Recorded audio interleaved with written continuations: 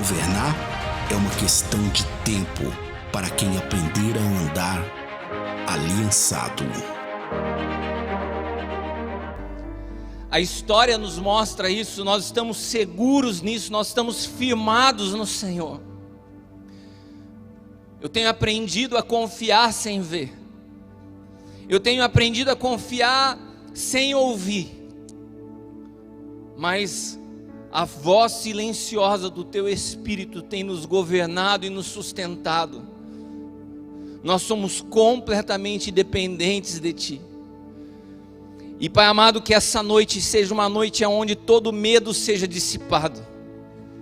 Que cada família nessa hora perceba o vento do Teu Espírito soprando dentro dessa sala, dentro desse quarto, trazendo esperança, trazendo paz, trazendo a certeza que Tu estás no controle.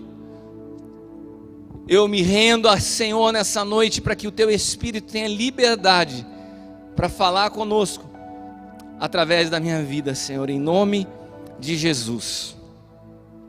Amém. Amém, irmãos. Muito bom estar com vocês nessa noite. Que noite especial, que presença de Deus está nesse lugar. Espero que você possa perceber no Espírito aquilo que está acontecendo aqui. Eu percebi que nos últimos dias, principalmente pelos acontecimentos políticos da nossa nação, uma onda de impotência parece que começou a tomar conta da sociedade.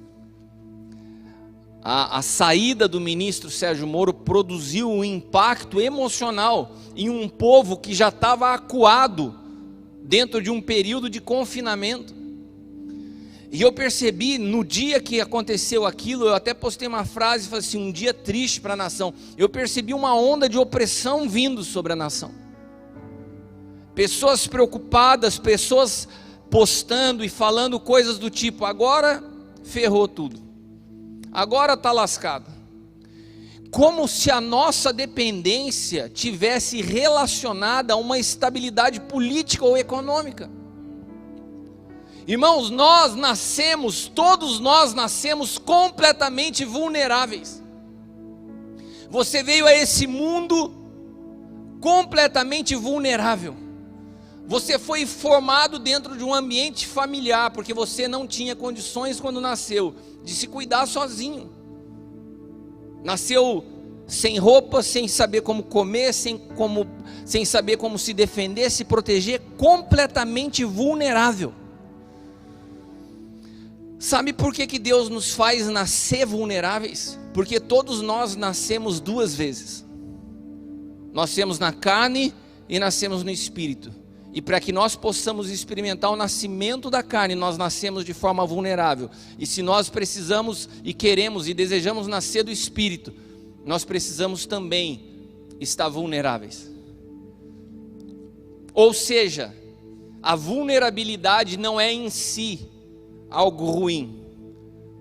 O problema é que o nosso conceito de ser vulnerável se mistura com fracasso, se mistura com impotência, se mistura com fragilidade, e a palavra vulnerabilidade, ela não está diretamente ligada a essas outras, ainda que a gente as use no vocabulário.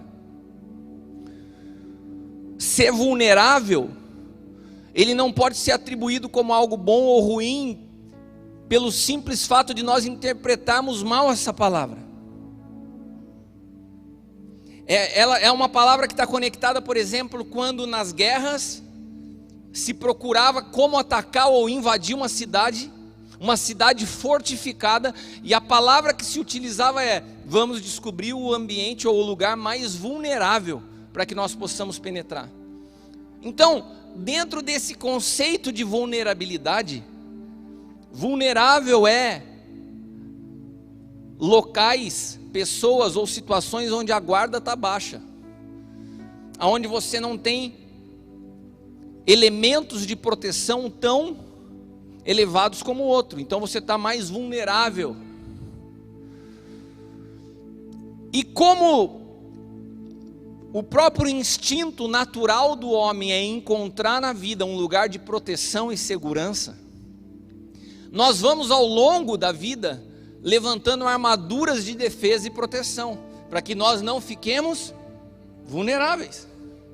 Então a gente vai construindo um monte de barreira, um monte de armadura, seja ela nas nossas emoções, seja ela na nossa família, seja para os nossos filhos, seja para nós mesmos, seja financeiramente, ou como eu disse, emocionalmente, mas nós vamos construindo armaduras de proteção, porque nós não gostamos, ouça bem o que eu estou te dizendo, nós não gostamos de nos sentir vulneráveis.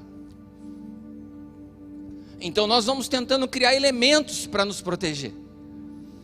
Porque para a gente vulnerável se confunde com fracasso, fragilidade, exposição. Um exemplo, por exemplo, uma mulher.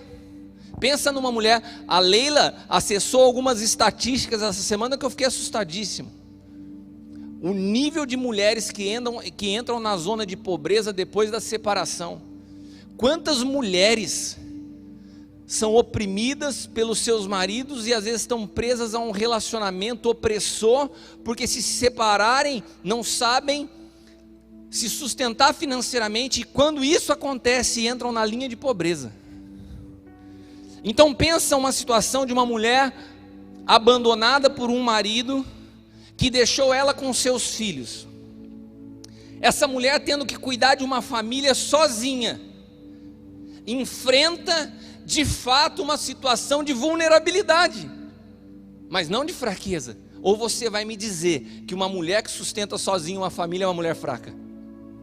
Ela pode estar em algum momento da vida vulnerável, diante da situação que o seu marido a expôs, mas ela não é fraca, ela é vulnerável. Pelo contrário, a vulnerabilidade constrói muita gente forte.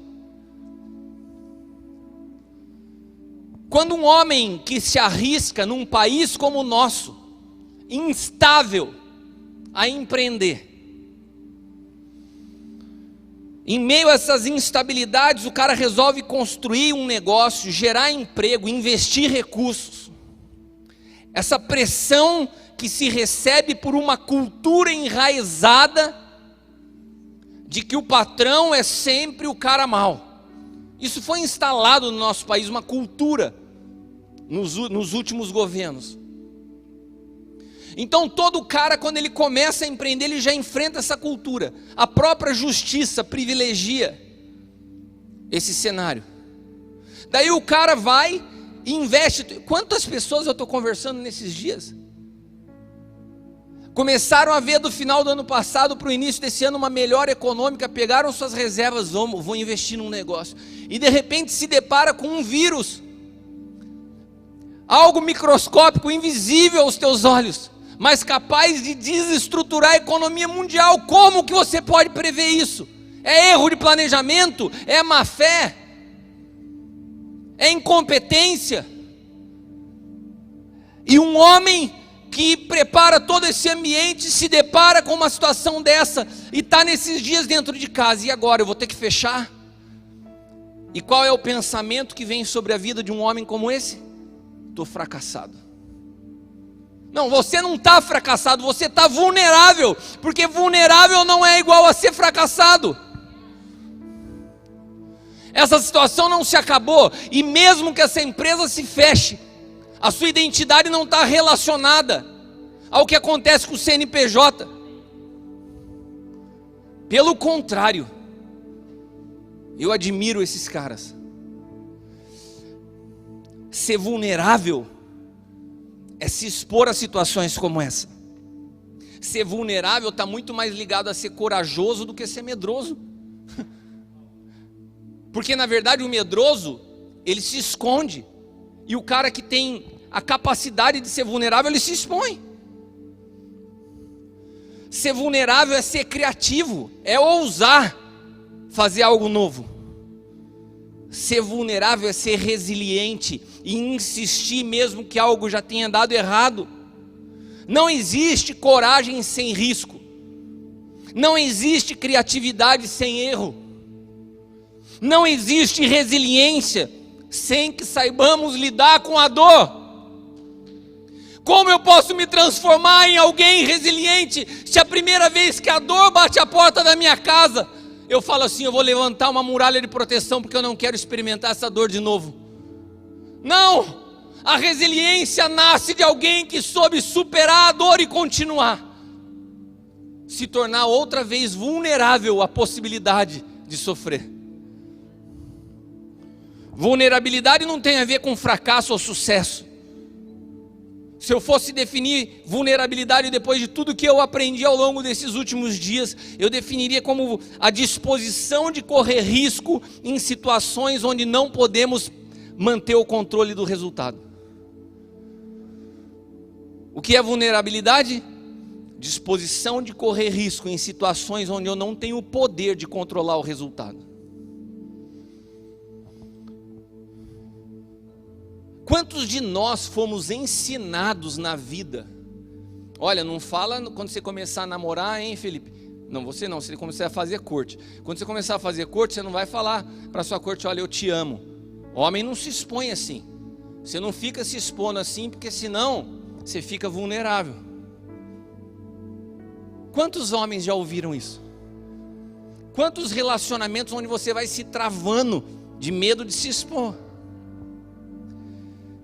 Quantos têm medo, chegam nessa casa, vieram de outros ambientes, de outras denominações, de outras igrejas, e têm medo de expor seus erros, porque acham que vão ser julgados. Olha, não fala muito dos teus erros, senão você vai se expor. Tem pessoas que até hoje insistem em conviver conosco como filhos, mas fechadas. Sabe, discernindo espiritualmente, você observa o comportamento, a realidade, as maneiras como agem, as mentiras, mas é como se a pessoa tivesse como Adão no jardim, põe uma folha de figueira e acha que consegue se esconder, porque tem medo de se tornar vulnerável, foi ensinado a criar barreiras de proteção. Quantos de nós nos sentimos privados de sonhar, porque os problemas que nós enfrentamos, parece que nos roubam essa capacidade. Eu ouço pessoas dizerem assim, enquanto tudo não se resolver, eu não posso sonhar. Agora, deixa eu te falar uma coisa, sonhar você pode, resolver você muitas vezes não tem a solução na tua mão. Você não pode deixar de sonhar em situações onde Deus é que decide o momento que Ele vai resolver. Continue sonhando. Continue avançando e deixe que as situações que você não tem como resolver, Ele vai resolver. Ai, mas eu me sinto vulnerável se eu estiver sonhando com um problema desse. E qual o problema? Esses dias eu estive aconselhando um jovem pastor. Quebrei meu confinamento, porque percebi a necessidade da situação. Um homem de Deus, um homem que respeito como homem de Deus, um filho espiritual, que na sua juventude, antes da sua conversão, teve um filho, antes do casamento. E esse homem de Deus, por muito tempo conseguiu, dentro da limitação da situação, o filho não mora com ele, ele se casou, sua esposa é pastora, tem outros filhos, e esse filho que ele teve antes dessa experiência com Deus, ele tem a oportunidade, exerce, sofre, luta para ser pai desse menino. Mas todas as vezes que esse menino tem um problema comportamental, todas as vezes que esse menino tem um problema na sua vida, esse pai se massacra, esse pai imputa sobre ele toda a culpa daquela situação, e me chama e fala assim, eu não posso, eu não sou digno de ser pastor de uma congregação, de ter filhos espirituais, se o meu filho eu não consigo exercer paternidade. Tudo isso aconteceu nesses últimos dias, onde Deus falava comigo sobre vulnerabilidade, e eu falei assim, como você ousa dizer que você não é digno, se o que nos torna digno é a justificação que Cristo produziu? Não tem nada que você faça ou que eu faça que me torne apto ao ministério. Você não tem como resolver essa situação, porque eu sei que você daria a sua vida para que o teu filho não tivesse na situação que ele está. Mas você não tem. Você não tem. Existem situações que nós não temos como resolver. E eu falei para ele: você não pode parar a sua vida nessa situação. Nós não podemos. Nós precisamos enfrentar esse pensamento que insiste em nos assolar, chamado culpa, de situações que nós não temos mais controle. Todos nós passamos por situações na nossa vida que nós não poderemos resolver nas nossas próprias forças. Todos nós vamos enfrentar isso. Em algum momento você vai se deparar com algo que você não pode resolver com a sua própria força. Enquanto elas estiverem diante de você e diante de mim, nós sempre vamos ter que lutar contra a culpa. Porque a culpa é a armadilha que o inimigo usa para te paralisar. Eu estou falando com bastante propriedade desse assunto. Nos meus problemas, nos meus erros, nas situações que já vivi na minha vida, muitas foram as situações aonde eu pensei em parar o ministério, não me sentia apto. E quantas vezes eu ouvi o Senhor me desafiar e falou assim: quem te faz apto? A opinião pública ou a minha opinião? O que é mais forte, a voz da culpa da tua alma ou a voz do meu espírito te dizendo que eu te amo e que te habilito? Nós não podemos paralisar as nossas vidas em situações que nós não temos como resolver. Nós não podemos. Isso são armaduras de proteção que nós levantamos para que nós não venhamos a nos ferir. Enquanto isso não passar, eu vou entrar numa caverna e só saio com tudo resolvido. Quantos homens de Deus passaram por isso?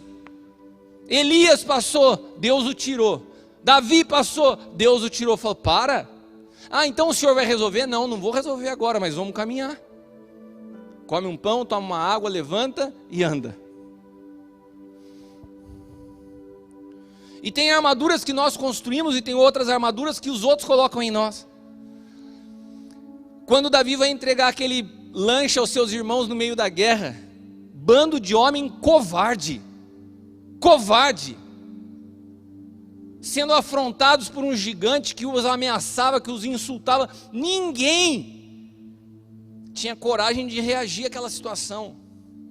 Daí um menino chega. Por isso que eu falo para vocês, ser vulnerável está ligado a ser corajoso. Quem estava mais preparado para desafiar o gigante? Os caras que estavam com armaduras, treinados no exército, ou Davi? Todos aqueles homens preparados, guarnecidos, armados até o dente, tinham muito mais estruturas de proteção, mas não tinham coragem para enfrentar. É um menino vulnerável, fala assim: eu vou. Ele falou: não é possível. Isso é uma afronta à nossa proteção. Você vem desse jeito aí, de sandália de dedo, um estilingue na mão, a gente aqui com lança, com armadura. Vamos fazer o seguinte, para não ficar tão feio para a gente, tá com uma armadura nesse moleque aí. Vamos romper com essa vulnerabilidade dele, porque incomoda a gente. Quando nós nos tornamos vulneráveis e a nossa dependência está em Deus, isso é uma afronta a um mundo medroso que nós vivemos. Quando alguém que enfrenta os seus desafios, seus problemas mal resolvidos de forma pública, como eu venho aqui, isso aqui afronta o mundo espiritual. Eu não venho aqui num pedestal de perfeição, eu vim aqui num pedestal de dependência total. E isso é assustador para o mundo. Assim como Davi também se tornou algo assustador para aqueles homens. Ou seja, quando ele se viu com aquilo, ele falou: não, eu prefiro a minha vulnerabilidade em Deus do que essa armadura de Saul. E eu quero te dizer, porque você que está me assistindo agora, pode ser que você tenha recebido armaduras na sua vida de outras pessoas que não são suas.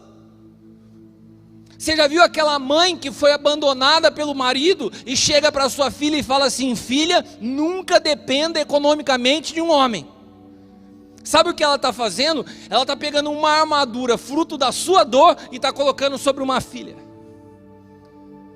Essa armadura, ela é nociva e prejudicial, porque não existe nada que possa nos proteger. A nossa segurança só pode estar em Cristo. Toda a armadura de proteção que nós construímos, que nós levantamos, ou que outros colocaram até por amor, mas colocaram sobre nós para tentar nos proteger, elas são frágeis. Eu prefiro ser vulnerável em Deus do que usar uma armadura humana. Não, irmãos, nós precisamos entender que essas estruturas que nós tentamos levantar para nos proteger, elas são frágeis, e mais, elas nos afastam de Deus. Nós insistimos em querer manter o controle da nossa vida, nós insistimos em entrar numa zona de conforto. Sabe, eu não sou contra aplicação financeira, eu não sou contra você buscar investimentos, mas eu te pergunto, e as pessoas que viram um cenário propício para investir na Bolsa de Valores no início desse ano? A Bolsa derreteu, tudo apontava para uma curva ascendente da economia. Nós não temos, aqueles, como eu falei, que prepararam cenários, construíram empresas. Veja o valor que está o dólar, veja o barril do petróleo, veja o que está acontecendo no mundo. Nós precisamos entender o que o Senhor está nos mostrando nesses dias. As nossas barreiras de proteção e segurança humana são frágeis, mas nós ainda levantamos elas, insistimos nelas, insistimos em buscar segurança. Só que as mesmas barreiras que nós levantamos para nos proteger, nos impedem de chegar a Deus. E é aqui que eu quero chegar. Só existe uma maneira do Espírito Santo tomar sua vida por completo, é que você se torne vulnerável a Ele. A fé é confiar sem ver. E sabe o que nós queremos para nos sentir seguros? Armaduras ou passos que nos garantam o dia de amanhã. Não, tá bom, eu vou entregar minha vida para Jesus, mas você me garante que vai melhorar? Em que aspecto?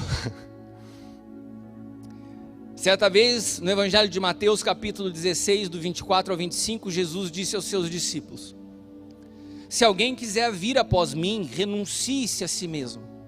Tome sua cruz e siga-me, porque aquele que quiser salvar a sua vida, perdê-la, e aquele que perder sua vida por amor de mim, esse a achará. Sabe o que Jesus estava fazendo aqui? Um jogo de palavras. Você quer a segurança, a palavra que ele usa aqui é a vida anástrofes. Você quer tudo sob controle da sua vida comportamental? Filho, esposa, trabalho, tudo isso é anástrofes. Você quer essa vida? Então você não tem como acessar a Zoe, que é a vida no Espírito. Porque a vida no Espírito, para que você acesse, você tem que ser vulnerável. O que é ser vulnerável? Abrir mão da segurança da anástrofes. Olha que loucura.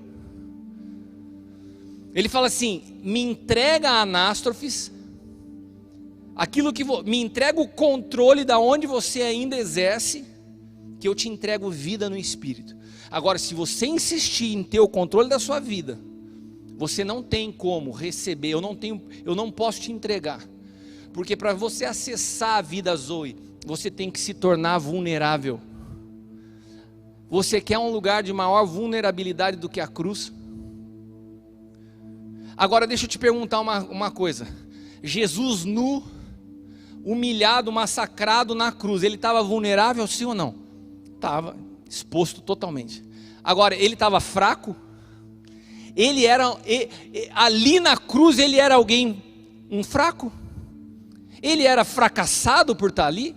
O maior sucesso do projeto de Deus sobre a face da terra se deu com o homem no seu maior estado de vulnerabilidade.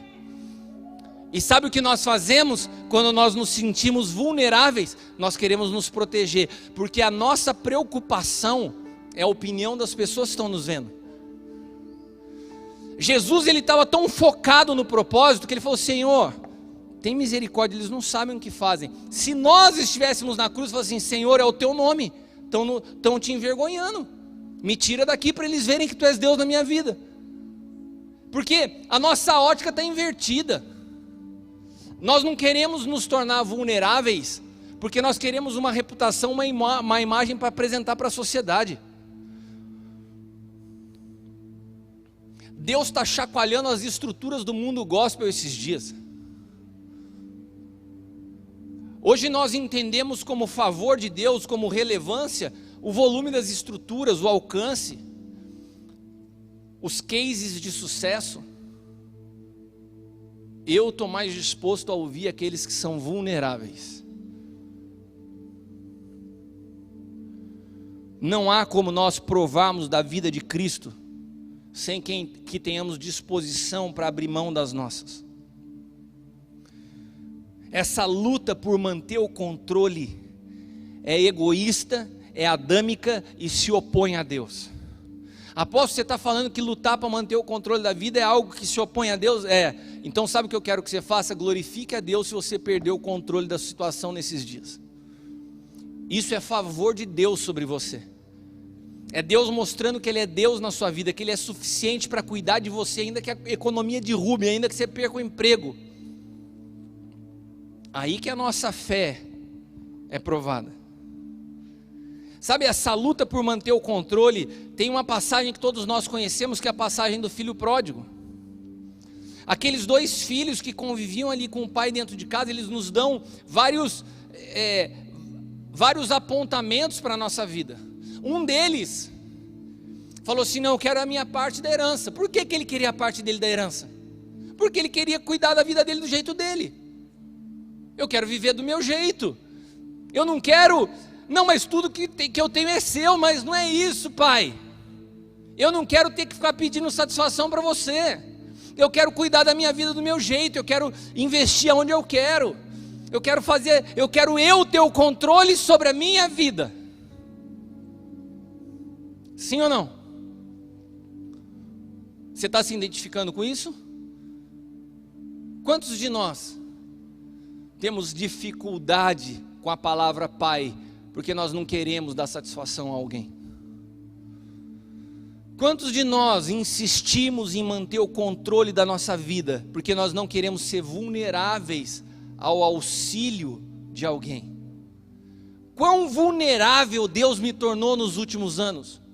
Quantos irmãos, inclusive dos que estão aqui, já me ajudaram na minha vulnerabilidade? O quanto o Senhor teve que me moer para revelar a vida do seu filho em mim? São poucos de nós que temos disposição a isso. E nem estou falando que eu tive, Deus me levou, eu acho que Ele me arrastou para lá. Se Ele me perguntasse: vou fazer isso com a sua vida, você topa? Eu não sei se eu topava. Ele foi me conduzindo em amor, eu fui indo, quando eu vi. Mas vamos voltar ao filho pródigo. Beleza, o cara saiu e foi tocar a vida. O que você faria de alguém que está na igreja, mas quer conduzir a vida do seu jeito? O cara é crente, mas, né, tá meio perdidão. Mas daí o filho volta. E qual é a palavra que o pai tem para o filho? Que alegria!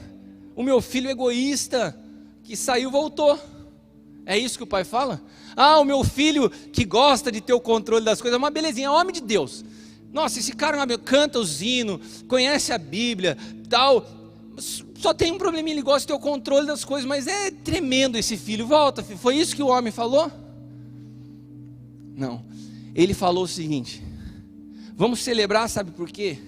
Esse meu filho estava morto e reviveu. Esse meu filho estava morto e reviveu, sabe por quê? Porque para Deus, ou você tem Zoe, ou a sua vida debaixo do teu controle é morte. Não é que você está perdido, você está morto. Ou seja, Os dias que nós estamos vivendo são dias de vida aos olhos do Senhor e não dias de morte. Mas como os nossos olhos espirituais estão fechados e a gente só olha para as coisas visíveis, a gente acha que a gente perdeu o controle, está desesperado. Não, são os melhores dias da igreja sobre a face da terra. São dias onde nós perdemos o controle e nós temos a oportunidade de nos depararmos com uma situação onde eu e você possamos reconhecer: Senhor, eu não tenho mais o controle de nada, eu me rendo, eu me torno vulnerável à tua vontade, para que a tua vida possa tomar a minha vida. Eu abro mão de querer ter o controle. Esses são os dias que nós estamos vivendo. Insistir pelo controle, insistir por manter as coisas do nosso jeito, para Deus é morte. Não há como conhecer o amor sem conhecer a dor. Não há. Quantos homens e mulheres se privaram da vida ao buscar, ao escolher segurança? Me diga, quantos homens negociaram uma vida do Espírito para poderem colocar um pouco mais de dinheiro na conta, porque acham que vão se sentir seguros? Quantos negociaram uma voz profética, gerada nos dias onde nós perdemos o controle, em busca de uma falsa segurança momentânea? Irmãos, os dias que nós estamos vivendo são incríveis. É uma oportunidade tremenda de você se jogar nas mãos do Senhor e falar: me torno vulnerável à tua vida.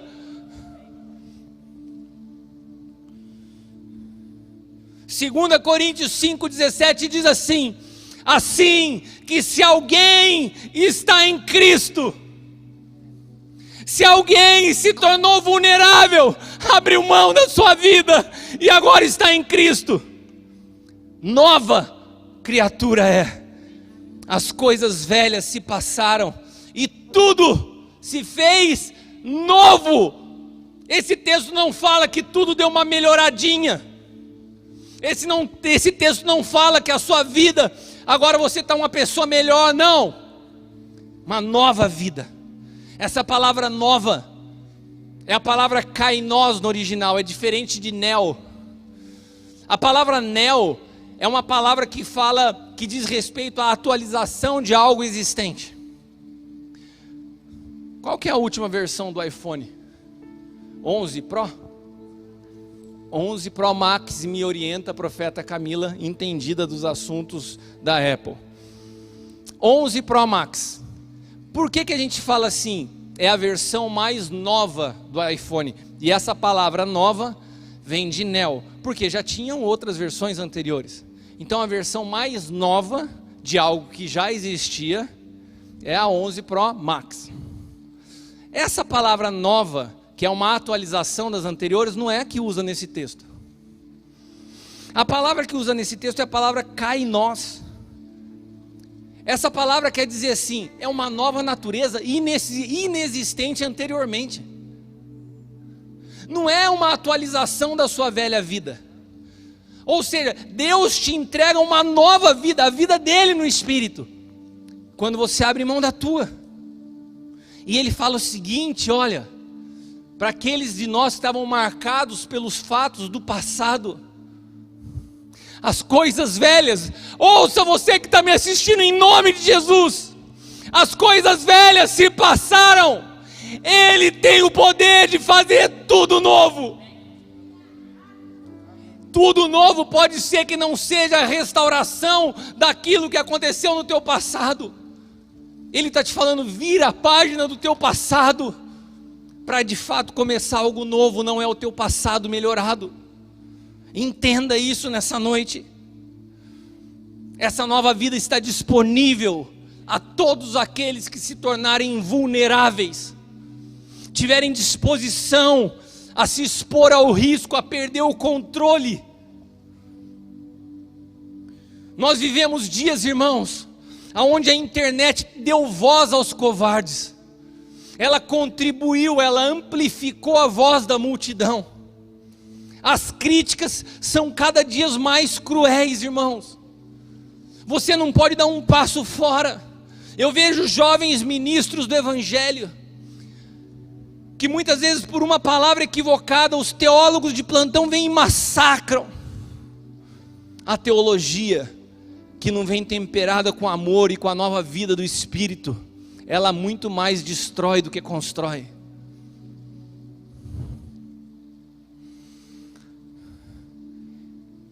As arquibancadas de espectadores estão repletas. Nunca se viu dias onde as arquibancadas estão tão lotadas. Porque uma característica da arquibancada são pessoas que não estão habilitadas a participar do jogo. Então é muito fácil torcer, né? É muito fácil criticar. Hein, já foi em estádio, mineiro? Você vai lá e fala assim pro cara: pô, cara, perna de pau, errou o pênalti. Você sabe a pressão de estar dentro do campo e bater um pênalti? Um time, uma economia, às vezes um estado, uma cidade, olhando para você, daí você erra, e quem está na arquibancada fala assim: pô, o cara errou, xinga, burro. A arquibancada é um lugar propício para os covardes e medrosos. Eles podem falar o que quer, mas não têm a capacidade de estar no jogo. Eu vejo nesses dias brasileiros que se mudaram do Brasil. O cara não teve peito para enfrentar as realidades da nossa nação. Daí o cara se muda para o Canadá, o cara se muda para os Estados Unidos e começa a dar palpite na igreja brasileira. Não, porque os pastores têm que fechar a porta. Não, porque os pastores têm que abrir a porta. Deixa eu te falar uma coisa: se você não teve condições de ficar aqui e lutar por essa nação, não fala nada. É melhor, é mais sábio. Me desculpa, se não teve coragem de lutar pela nação, sai da arquibancada. Não vem dar palpite em algo que não está vivendo. Como empresário, quantas críticas eu já sofri. Se a empresa está bem, nossa, esse cara deve estar roubando, porque assim é o Brasil. Se a empresa está mal, cadê Deus na vida do cara? Se você paga o funcionário em dia, é mais do que obrigação, é crente. Se você paga atrasado, cadê Deus na vida do cara? Não honra os compromissos? Você é massacrado o tempo inteiro. E eu não estou me colocando aqui de vítima, não. Eu só estou falando de uma realidade do que é estar na arquibancada. Pessoas que de alguma maneira são tão covardes e medrosas que querem descarregar os seus problemas pessoais em alguém. Isso nasceu lá no jardim do Éden. Deu B.O. para Adão, ele falou: foi Eva. É mais fácil você colocar a culpa no outro. Faz parte da natureza adâmica. Por que a minha empresa quebrou? É culpa do governo. E o coronavírus está com uma costas larga nesses dias, né? Até casamento que está acabando por causa do coronavírus, você já viu? Deixa eu te falar uma coisa: esse coronavírus, esse vírus, essa situação é só uma lente de aumento em algo que já estava acontecendo na sua vida. Se o teu casamento não está bem hoje, a culpa não é do vírus. Ele só trouxe uma lente, só amplificou a realidade do que você estava vivendo. E estudando sobre isso, sobre vulnerabilidade, eu e a Leila assistimos um documentário muito interessante, uma palestra, onde a palestrante ela cita um texto do ex-presidente Roosevelt. Eu queria ler com você esse texto. Esse texto foi escrito em 1910. 1910. É bem curto. Preste atenção, você que está me acompanhando aqui. Olha o que o ex-presidente Roosevelt disse em 1910. Não é o crítico que importa, nem aquele que aponta aonde o homem tropeçou, ou como o autor das façanhas poderia ter feito melhor. O crédito pertence ao homem que está por inteiro na arena da vida, cujo rosto está manchado de poeira, de suor e sangue, que luta bravamente, que erra, que decepciona, porque não há esforço sem erro e sem decepção, mas que na verdade se empenha em seus feitos, que conhece o entusiasmo, as grandes paixões, que se entrega para uma causa digna, e que na melhor das hipóteses, conhece no final o triunfo de uma grande conquista.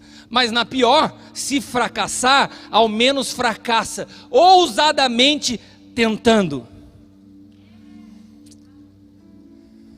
Sabe, quando eu li esse texto, eu me emocionei profundamente, porque eu decidi estar na arena. Eu não quero passar por essa vida como um espectador que aponta o erro dos outros. Eu posso sujar minha cara de terra, eu posso estar sangrando, mas eu vou continuar lutando. E não me importa, se você não está na arena, se você está na arquibancada, a tua voz não faz sentido para a minha vida. Se você escolheu a arquibancada, entenda que eu escolhi não te ouvir. Eu decidi estar na arena. Eu decidi ser vulnerável e afirmar a minha confiança, não no meu poder, na minha capacidade, mas no Deus que me sustenta, na minha dependência dEle. Isso não quer dizer que eu não me importe com a opinião das pessoas, porque qualquer um que diga isso está mentindo. Eu me importo sim, me importo com a opinião daqueles que têm a mente de Cristo, que me amam independente dos meus erros ou acertos. Me importo com a opinião do Alan, me importo com a opinião do Mineiro, do Roberto, me importo com a opinião da Camila. Eu importo com pessoas que convivem comigo, que conhecem quem eu sou. Mas se você é só um passageiro na minha vida e passou pela arquibancada, não venha falar, porque você não tem voz no meu coração. E isso é uma decisão que eu gostaria que você tomasse. Nós precisamos tomar. Escolha quem você ouve, ou então você vai ficar paralisado no teu passado e nos teus erros. O que não falta é uma plateia de espectadores covardes para te apontar o dedo dos teus erros. Isso não falta. Escolha quem você quer ouvir. E deixa eu te falar, arranca definitivamente a culpa dos teus erros do teu passado. Nós lemos o texto que aqueles que estão em Cristo experimentam uma nova vida. As coisas velhas ficam para trás e Deus nos dá a oportunidade de viver algo novo. Porque existem situações que não estão nas nossas mãos a capacidade de resolver. E elas não podem nos paralisar. Precisamos aprender a escolher as pessoas que ouvimos. E assim pode a arquibancada gritar e não faz sentido. Não faz diferença. Nós guardamos o nosso coração. E reservamos um lugar com muito carinho, o perdão para a incompreensão daqueles que querem nos julgar. Já estão perdoados em nome de Jesus. Mas a voz não vai entrar na minha alma, nas minhas emoções e na minha avaliação da vida. Nós precisamos discernir esses dias. O reino de Deus se discerne espiritualmente. Não tenha uma visão egoísta da vida. Nós precisamos entender que a igreja, ela continua mais forte do que nunca. A igreja, o corpo de Cristo precisa entender a sua relação com a política.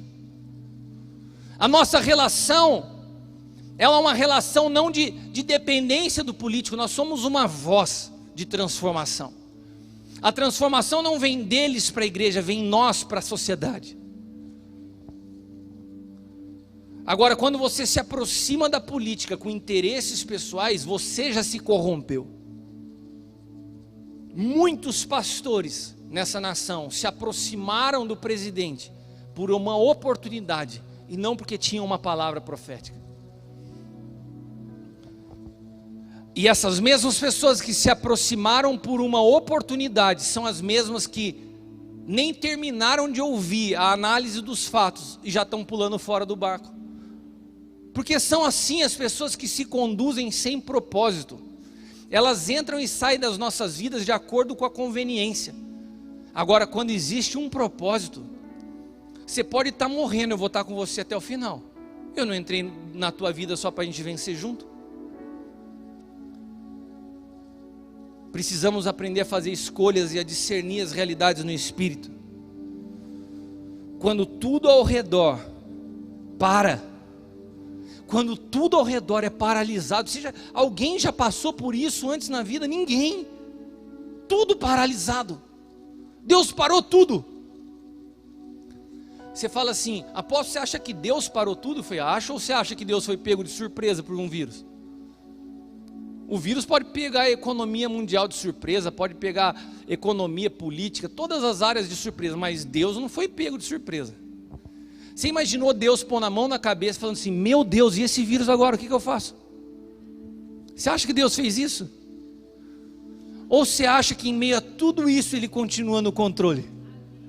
Ou você acha que enquanto tudo para, Ele fala assim: agora você não tem mais para onde olhar, sabe o que te resta? Olha para dentro, olha para o teu interior, qual a tua verdade? Já que não tem mais um ativismo para você se esconder, olha para dentro, qual a realidade da tua vida? Você encontra no teu interior um monte de armadura de proteção, ou você encontra alguém completamente vulnerável esses dias? Estou perguntando para vocês aqui, meus amados irmãos do Ministério de Louvor. Quando você se olha no espelho nesses dias, você fala assim: aqui tem um poço de segurança. Afinal de contas, eu me preparei para períodos como esse. Uma bela conta bancária recheada, saúde aqui tranquilo, plano de saúde do melhor. Ou você olha e fala assim: cara, estou completamente vulnerável. Ou mais do que as realidades exteriores, quando você olha para dentro de você nesses dias, como você encontra os teus pensamentos? Como que você está nessa quarentena que não tem mais fim? Quando a gente vai comemorar o dia que está acabando, o nosso governador estende para: vou passar o meu aniversário de quarentena. Eu não tenho problema, mas a Bruna, que deve estar me assistindo, que gosta de uma festa, como que a gente vai fazer, pai, a festa do nosso aniversário na quarentena? Esse é um grande problema para se resolver em casa. O maior problema da pandemia é esse. Eu não tenho respostas, Bruna. Nós não temos respostas para tudo. Você tem resposta para tudo nesses dias? Você sabe quantos dias nós vamos ficar parados ainda? Você sabe como você vai pagar suas contas? Você sabe como que vai ser o mundo depois que isso acabar? Quando acabar? Deus colocou todo mundo nivelado. Deus parou todo mundo e falou assim: agora olha para dentro, bonitão. Como que você está aí? Será que se ficar parado mais 60 dias você fica louco? Você pira? Ou será que a minha vida em você é suficiente para te fazer resistir? Você está como Noé, doido para baixar a água e tomar uns gole? Ou você está olhando para a tua família e fala assim: eu vou estruturar uma família que vai produzir transformação na terra quando tudo isso passar?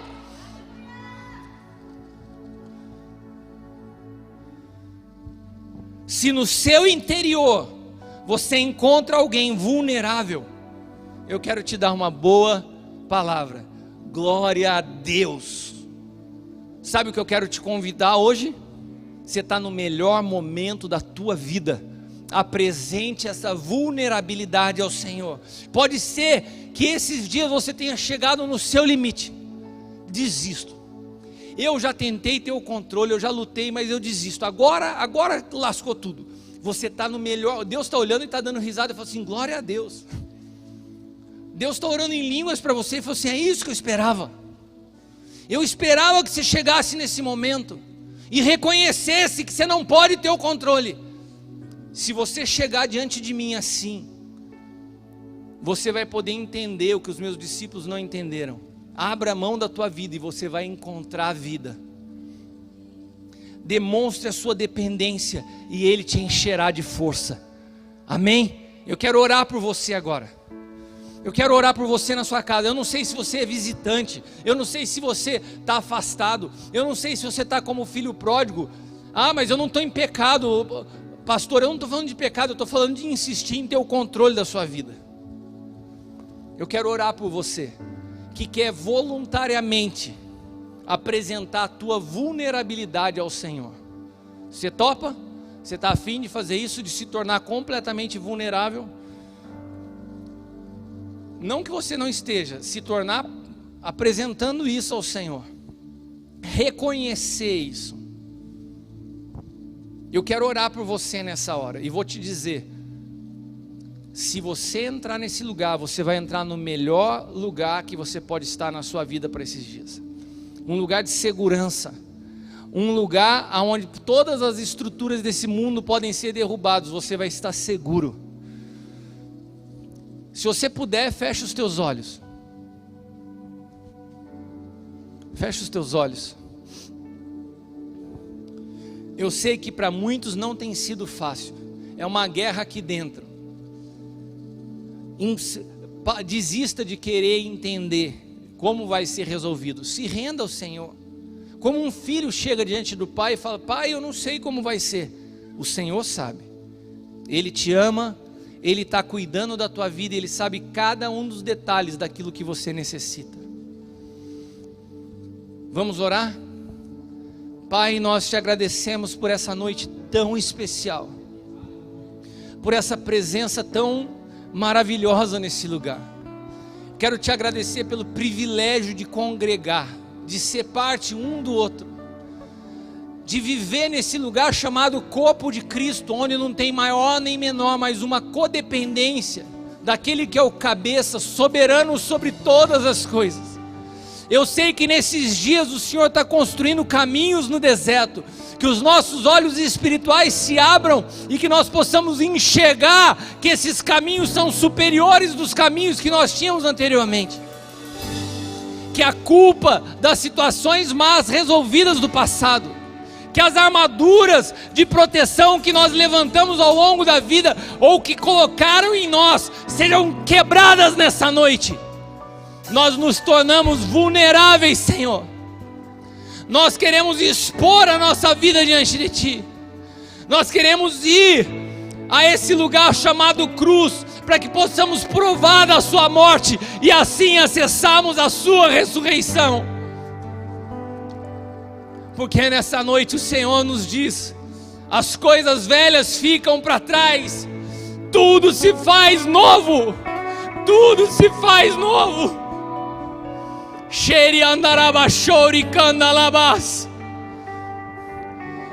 Pai amado, que cada um dos meus irmãos, amigos, pessoas que nos assistem, estão nos vendo, possam receber nessa hora uma impartição do Teu Espírito.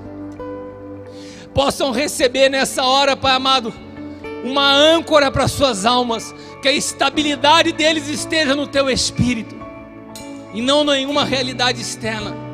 Aqueles que fisicamente estão sofrendo de alguma enfermidade, recebam cura agora nas suas casas. Problemas de pressão, de diabetes, eu quero declarar que nenhum daqueles que estão nos assistindo, que de alguma forma fazem parte do grupo de risco, não serão atingidos por esses dias desse vírus.